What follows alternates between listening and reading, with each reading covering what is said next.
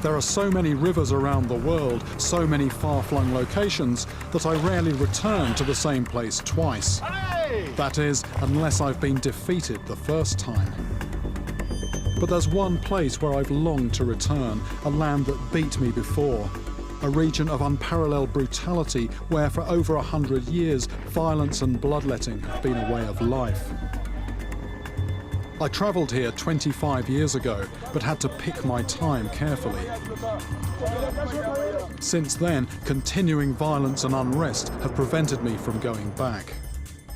This is the Congo, a region lost in the dark heart of Africa. A land of fables, legends and spirits. And there is one spirit in particular called Mami Wata, who is said to lure fishermen to the bottom of the river, where they are imprisoned for eternity. Far-fetched? Maybe not. Recently, news stories have reached me of fishermen dragged overboard to their deaths. So I'm heading back out there to discover if these tales are just fables and legends, or if something really is lurking in the depths.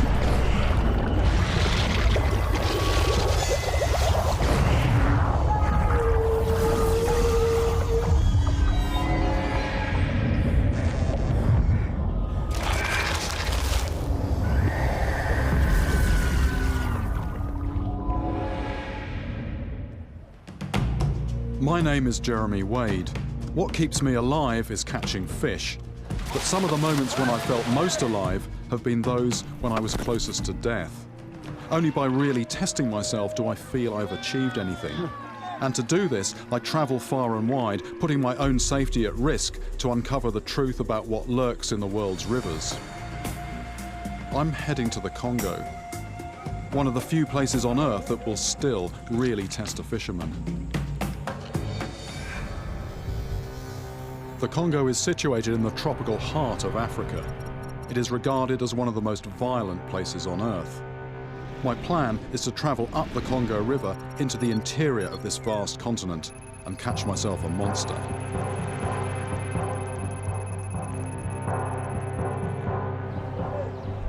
This region has enormous mineral wealth, but centuries of colonial exploitation and ethnic conflict have been its ruination. It now ranks among the poorest and most dangerous places on the planet. I first came here to the Congo River with my fishing rods 25 years ago. I was travelling through a country known then as Zaire, and this was a country the size of Western Europe, but with almost no infrastructure, a really difficult place to travel. On top of that, the country was under a dictatorship and there was a real climate of fear at the time. And it was not really a place that outsiders ever came to, certainly nobody travelling on their own as I was. And I was here for 2.5 months, and I didn't catch a single fish because the country being so vast and the travelling so difficult, it just took me all my time to get to the river and then get out again. But I did talk to people, I spoke to fishermen, and I heard some stories of fish so huge that they are said sometimes to drag the fishermen out of their dugout canoes, drowning them in the water.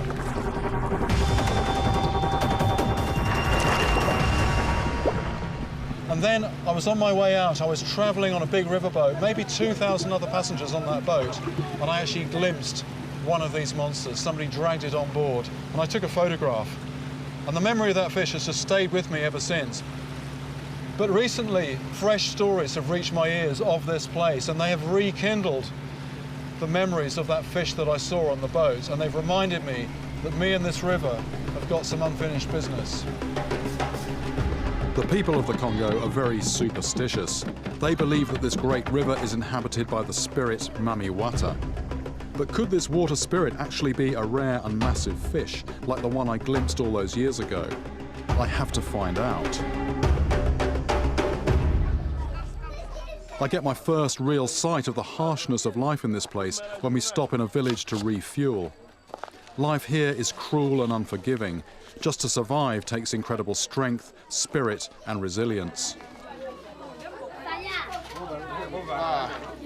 Oh, merci. What's slightly disturbing about this fish is that it's still alive. Catfish tend to stay alive for a long time out of water. And if you let yourself be ruled by sentiment, you'd say, really, you should bash this fish on the head, put it out of its misery. But if you do that, it's going to go bad very quickly. and the meat's going to go rotten and people aren't going to eat it. So basically, if you live somewhere like this, sentiment goes out the window, and you want to keep this thing alive for as long as possible so that it tastes good when you eat it. Simple as that. I'm here to catch a catfish that's rumoured to reach 8 feet in length and weigh over 300 pounds, a leviathan among the world's river monsters. The local name for the Congo River is Nzadi. It means the river that swallows all rivers. Together with its countless tributaries, it is the second largest river system in the world. From the Atlantic coast, it coils its way nearly 3,000 miles into Africa's interior, draining a basin second only in area to the Amazon. My plan is to travel 500 miles upriver to the village of Bonga. This part of the Congo was isolated from the outside world until the arrival of colonizers in the latter part of the 19th century. Then everything changed under the voracious rule of King Leopold of Belgium. A reign of terror turned the Congo region into a prison state. Men were enslaved to gather wild rubber, and their women and children routinely had their hands chopped off if the men failed to work hard enough. 10 million Congolese were brutally killed. To this day, much of this region remains undiscovered. This dark heart of Africa is still as unknown to outsiders as it ever was. I know little of what lies ahead as I venture into one of the darkest places on Earth. As yet another day draws to a close, I'm getting desperate to see what fish are in the river, but I have no bait. That is until the boatmen suggest a local favourite: soap. Any old soap will do. It's, not just your traditional sort of animal fat-based soap, but any antiseptic soap, you name it, the fish will go for it. And one good thing about it is it will really give off a good scent trail down the river. The catfish here are said to be among the biggest anywhere in the world. I've set myself up in a quiet slack on the edge of the current. The river's a bit like a conveyor belt. If you position yourself in the right place, it will bring food, and this is just the kind of place where everything settles out and where the fish congregate. But as the hours pass, the only thing that's biting are the mosquitoes.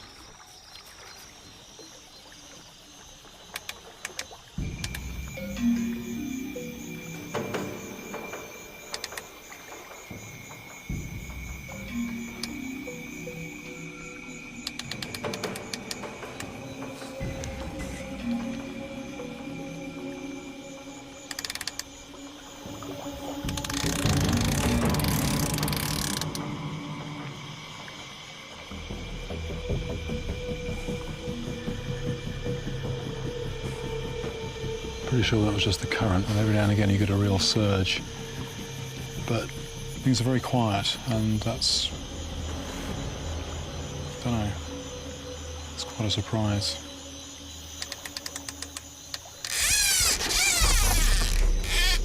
Fish on!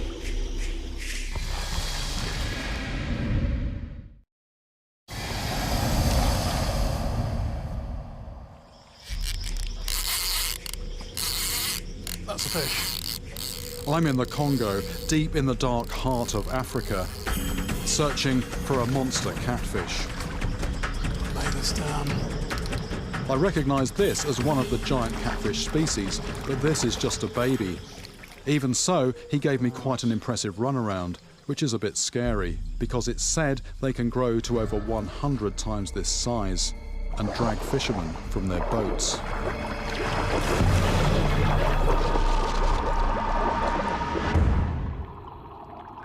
I know of catfish in the Amazon big enough to swallow people whole, so there's no reason why this river couldn't be home to fish of a similar size.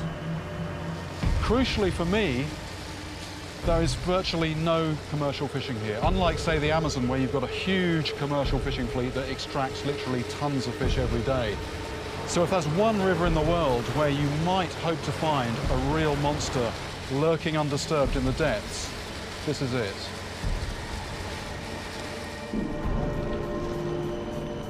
This is the end of the line for this boat, and as we pull into a remote fishing village, I get my first sight of a Congo River monster. Anguille? They call them eels. I'm used to eels that are about like that round and maybe 18 inches, 2 foot long. These things, you know, they're the thickness of your leg and maybe getting on for 5 foot. I'll see if we can maybe get one out and have a proper look at one. They're just such weird looking creatures.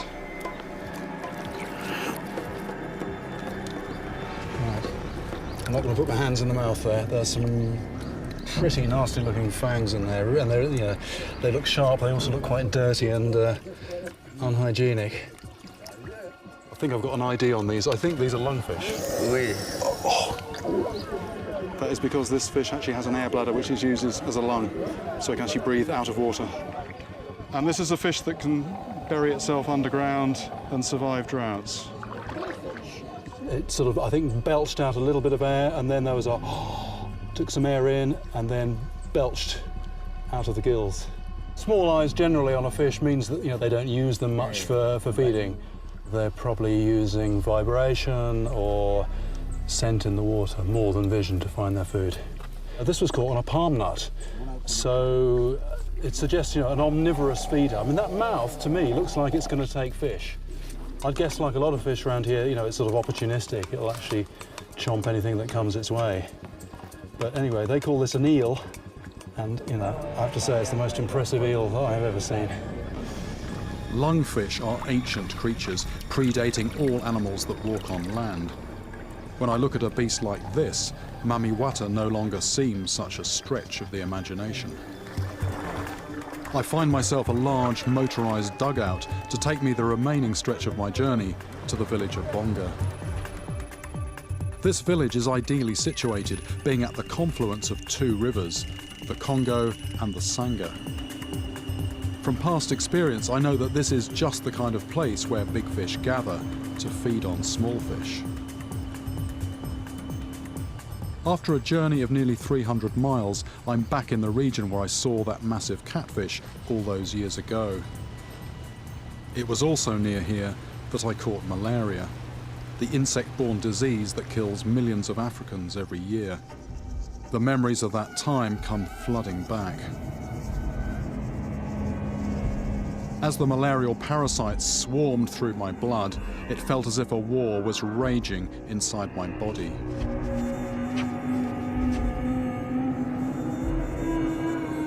I went through 2 weeks of hell, sweating, hallucinations, and fever. The slightest sound had my head pounding. I thought I was going to die. Now I'll have to relive that nightmare as I sit out fishing night after night on the same stretch of river. As I arrive at the village of Bonga, the air is warm, thick, heavy, sluggish. This is to be my home for the next few weeks, and it's where my journey really begins. I'm met by the chief, Nguema. Luckily for me, he speaks fluent French, the language left behind by the European colonizers. He explains that he has been chosen from a population of several hundred to lead this community, which survives entirely from fishing these waters. Nguema brings out a covered basin with something moving around in the bottom. On closer inspection, I glimpse snake-like markings. I wonder if he is testing me. Out here, first impressions matter. I cannot be seen to lose face. Il pique? Non, non, il n'y a pas de piquant.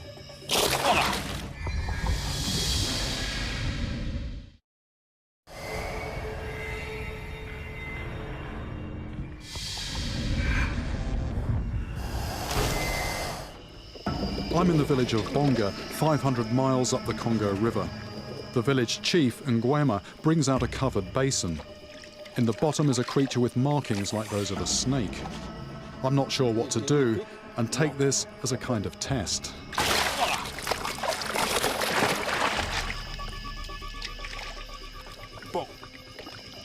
Voilà. Voila. That's a fish and a half, that is. That's a mongoose, and that looks just like a snakehead, but it's in Africa.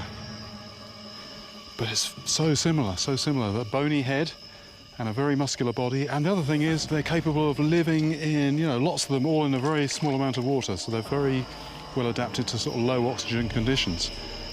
I better put it back, I think. Don't want him out too long. There's just so many variations on the fish theme here, and just a brilliant example of what they call convergent evolution. You get, fish in a completely different part of the world which have the same strategy for survival and actually look very similar.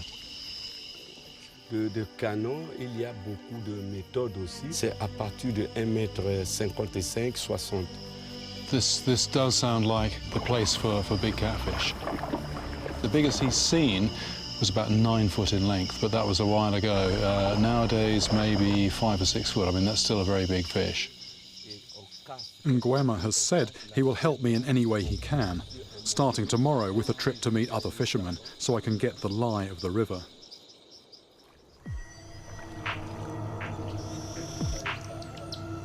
The chief has let me set up camp in an old deserted logging depot. The previous inhabitants vanished during the last civil war. During the past 100 years or so, while much of the world was marching forward, the Congo has been retreating, back into the darkness of a bygone era. After such a brutal history, it is to be expected that violence breeds violence, and I can't help but feel that the people here must harbour feelings of antipathy towards outsiders. My sudden appearance last night has surprised many of the villagers. But their main concern this morning is the chief's brother, who failed to return from a fishing trip last night. There are two main methods of fishing here: drift nets and long lines equipped with multiple hooks. Both techniques are fraught with danger, and the chief takes me to meet fishermen to find out more. In my experience, this is not only the best way to learn about the fish, but you also get to hear stories that normally never make it to the outside world. At the first fishing settlement we stop at, I meet Ngomba, who tells me about his friend who was dragged from his boat to his death.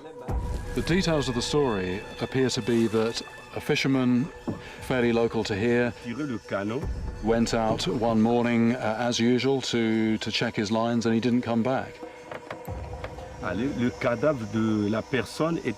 What happened was that 2 days later somebody found his body, and he had one of his hooks through his shirt and actually into the flesh of his arm. From the situation of the man's body and the line, they were just able to deduce that he must have been pulling in the line and then just somehow got the hook caught in him.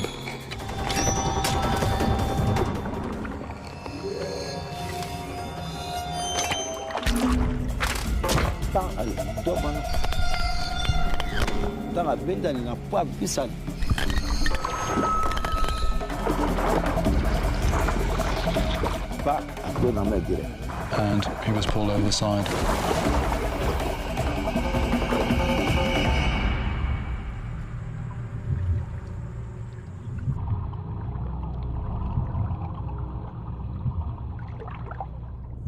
On the same line, on another hook, was a large catfish. The size of the catfish, well, he indicated that. Now, around here, that isn't the length of the fish, that is actually the width of the head, so we're talking a fish well over 100 pounds. I wonder what the chief thinks about my mission to catch a monster catfish, especially in the light of this incident and the disappearance of his brother.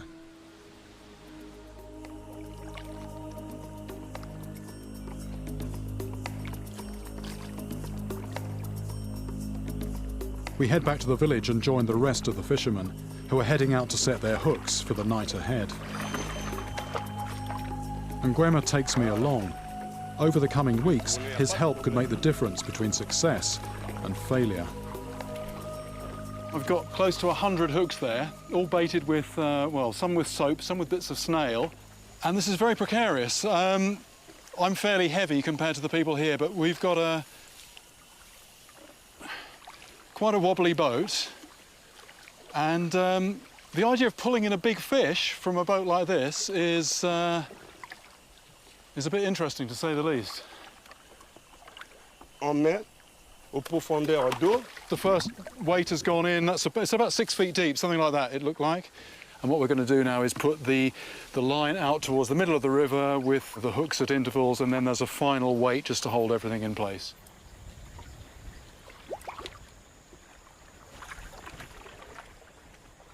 You get tension building up in the line. You get these hooks just whipping past you as you're paddling out into the middle. Okay, je vous donne ça.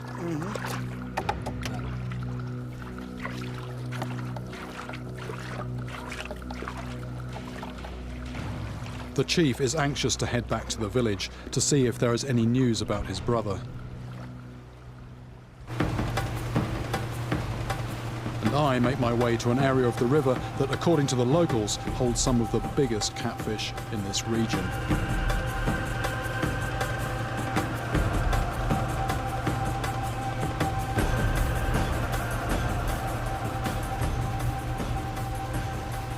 What I'll do, I'll have the boat here, and then I'll put 2, maybe 3 rods across. So I should have quite a good setup there for intercepting anything that might be on the prowl. The catfish I'm after is most active at night, when it comes into the shallows, using its whiskers to detect prey.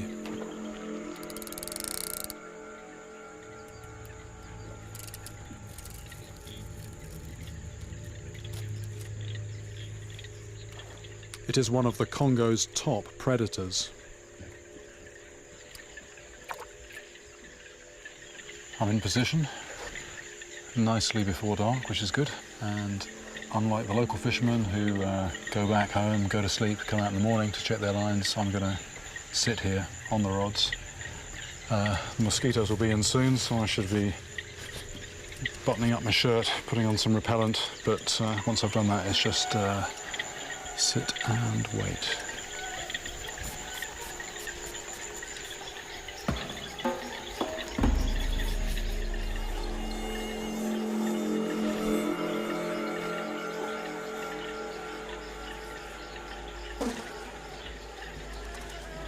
Eventually, having sat through wave after wave of mosquitoes, I'm forced to quit and head back to camp.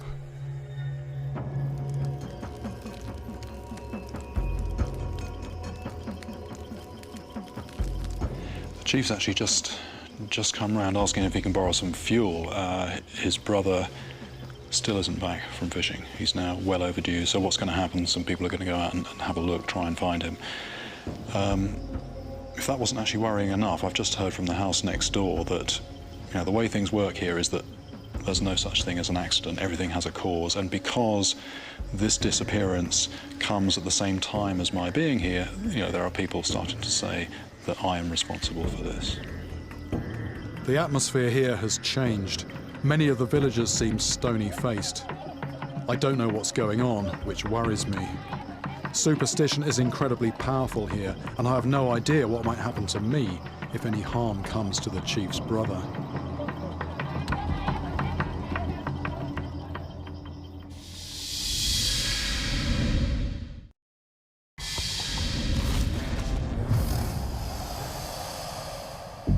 "500 miles up the River Congo, and the fragile peace in the village where I'm staying has been shattered by the disappearance of the chief's brother.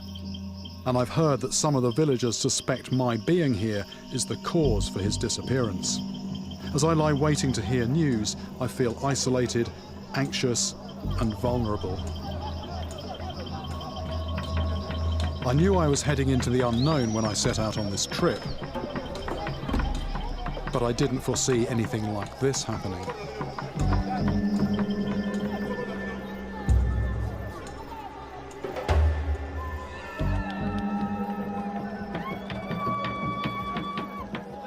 I've just actually heard commotion down by the side of the water, and You know, even without hearing the words, I think it's good news. I think they found him, which is just an almighty relief. One thing, it just shows how this kind of thing happening is, you know, it's not that uncommon, but thank goodness this time, you know, it's had a happy ending.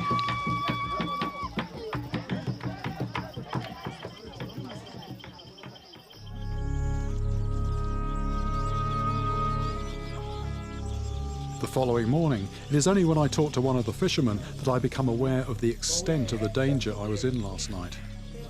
If the chief's brother had not come back, some of the villagers were going to stone me to death. The rules out here are very different, and as we head out to check the lines, I try to put the events of last night behind me. It is now apparent how fundamental the chief is to my success here, not just in helping with the fishing, but maybe more importantly, in ensuring my safety. If anything were to happen to him while he's out with me, I dare not consider the consequences. And it's then we catch a snag.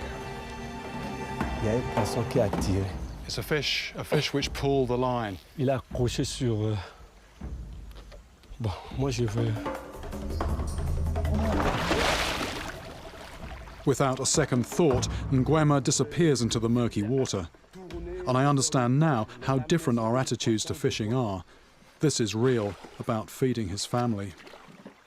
I've gone into some of the scariest waters in the world, but in this situation, I'd be very afraid to leave the safety of this wobbly canoe.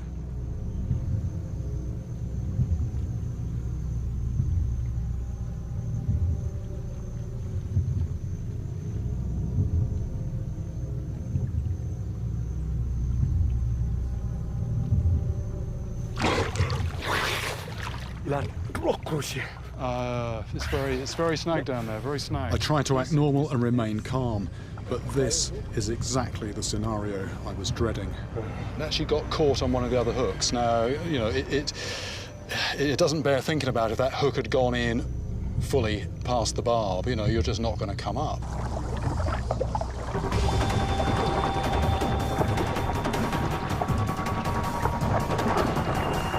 It's becoming clear to me that the real danger might not be the monster fish, but the process of trying to catch them, and the desperation of the fishermen to feed their families. And Mami Wata may not be a supernatural being. Perhaps she's just a cultural invention to soften the reality of a premature, watery grave. Carefully, we release the tangled line in case there's a fish still attached. It's a slow process to get all the hooks in. 4 hooks up, no fish so far. 5 hooks, no fish, all the bait's gone. 6, 7, another one, no fish. 8, you can see the bits of snail coming up. Still no fish. 9, empty hook. 10. 10 hooks on that line, no fish. We continue on the opposite side of the river, retrieving the other lines, but the end result is the same every time. Nothing to take home after all that work. 66, 67, 68, 69, 70, 71, 72, 73, 74, 75, 76. 76 hooks. There might be 1 or 2 in the boat as well, but 76 hooks have been out there for, don't know, 15 hours, something like that, overnight, and not a single fish. And I'm starting to think now, I'm starting to do the maths and think, here I am, I'm going to fish with 1 hook. This is equivalent to me sitting by the river for 75 nights. That's 2.5 months and catching nothing. It's quite a surprise. I've seen fish in the markets and you sort of think, oh, there's loads of fish around. But of course those markets, you know, they are very much collection points for fishermen operating in a wide area. And who knows how long ago they were caught. Catfish can be tethered and kept alive after capture for several weeks. It's looking like a much, much tougher challenge than I thought, just catching anything here.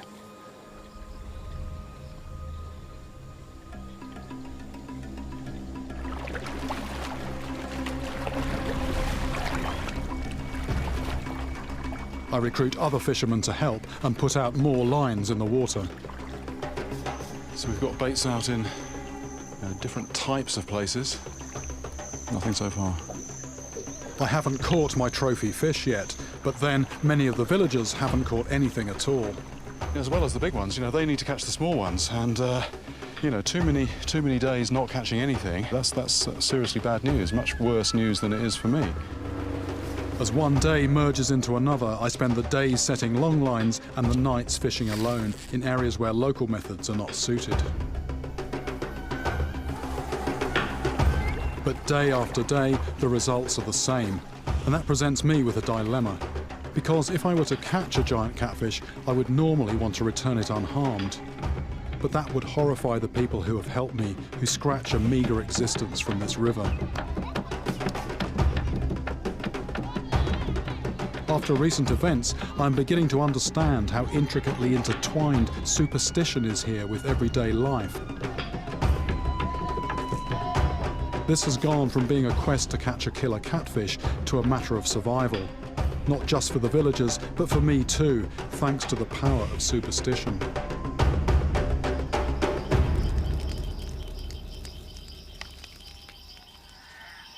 It's been 25 years now. Such a long journey to get back here, but so far for nothing. And I'm almost starting to wonder if the last quarter century has maybe even seen an end of the giant catfish of the Congo. And now the weather seems to be closing in. If the rainy season comes early, the river could become lethal to fish, and the malarial mosquitoes unbearable to be out in. Unlike the local fishermen, I'm taking anti-malarials, but actually that didn't make any difference last time I was here. I was just bitten so much that the parasites just overwhelmed my defences, and I'm thinking now that possibly just going out every night is actually possibly a little bit reckless. But it's said here that the arrival of the rains brings with it the catfish. This could be the turning point I'm desperate for.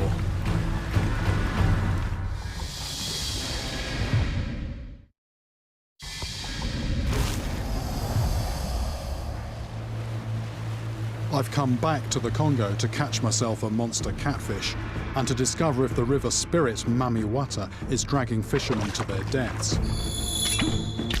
But it's beginning to dawn on me that the origin of Mami Wata might not be a spirit or even a fish, but the hazardous fishing methods used here. And now the weather seems to be closing in. But it is said that the arrival of the rains brings big catfish. This could be the turning point I'm desperate for. I feel the line, waiting to detect the slightest sign of interest from a fish. The mosquitoes begin their nightly assault, and the river is throwing everything at me. I don't know what I'm going to catch first, a fish or malaria. But my setup is perfect, and I'm not moving.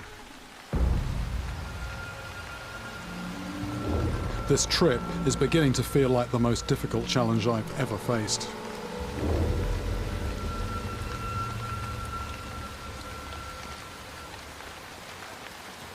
This is another reason for doing things the local way. The weather just so unpredictable. This storm just came from nowhere.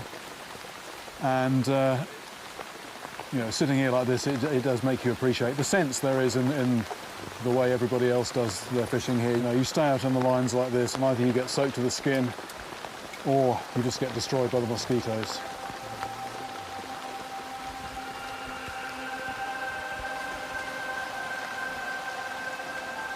As the hours pass, I have little to do but bail out the boat. And eventually, it's me that has to bail out.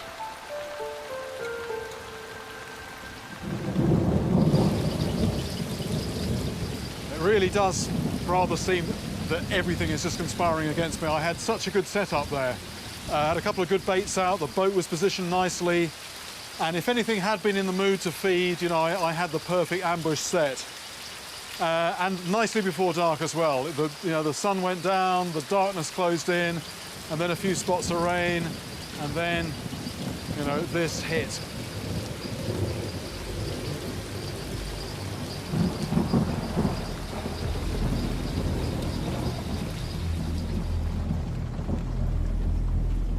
The The morning is cloaked in blackness, an overcast sky from the heart of an immense darkness. It's not wise to head out alone in these conditions, so with no sign of the storm abating, the chief comes to get me to help him gather the lines. As we head out, I think about the fisherman who was dragged to his death by a monster catfish on his line. Weather like this makes everything more hazardous. The rough river releases rafts of debris. Soap and heavy rain make the boat incredibly slippery, washing the hooks and lines around my feet. This will put to the test everything I have learned in my short time here. Again, I wonder if the chief is testing me, and again I cannot afford to lose face.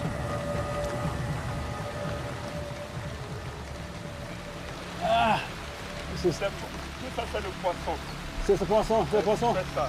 The line is tight. It's really hard to undo the knot here, which can mean it's a fish. So I just need to make sure that once I've untied it, I've got a good grip on it. Okay. Clambering over the hooks here. Hands on the hooks, don't like that. Oh, okay. I'm getting absolutely soaked, but I don't mind that if there's fish.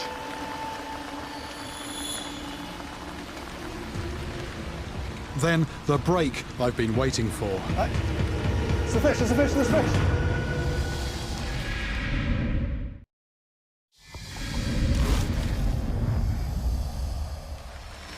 There's a fish, there's a fish, there's a fish. The chief and I have come out in a raging storm to check the lines, but it's worth it because we have the fish. But I've got to be especially careful in this weather. The stories I've heard are racing through my head, and I'm thankful to have the chief controlling the boat. Most fishermen here normally go out alone.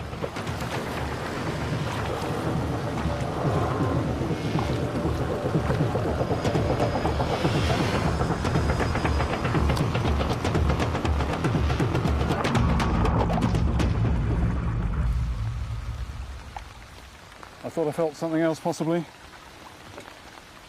Something moving down there. Two fish can mean double the power.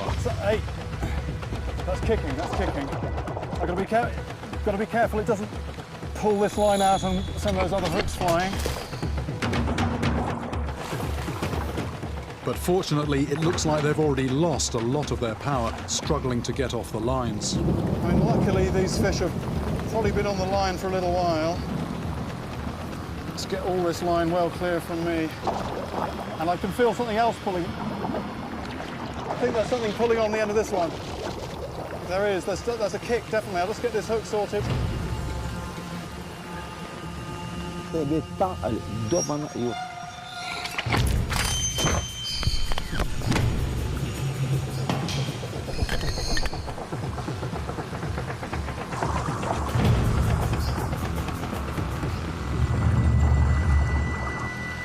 There we go. Oh.